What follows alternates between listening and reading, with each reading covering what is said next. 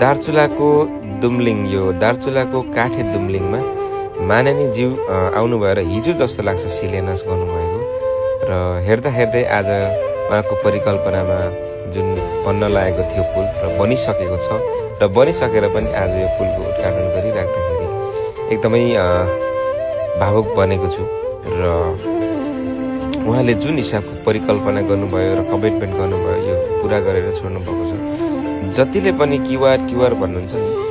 क्युआरदेखि के चाहिँ गर्न सकिँदो रहेछ भन्ने कुरा यो कतिलो उदाहरण हो। कतिपय पार्टीहरूले क्युआरदेखि पैसा उठाएर पार्टी सञ्चालन गर्नुहुन्छ भने यो हाम्रो श्रम संस्कृति पार्टी भनेको चाहिँ क्युआर मार्फत दाता मार्फत हामीले रकम सङ्कलन गरेर हामीले देश र जनता र दुखीहरूको लागि हामीले यसरी नै काम गर्दै आइरहेका छौँ र यो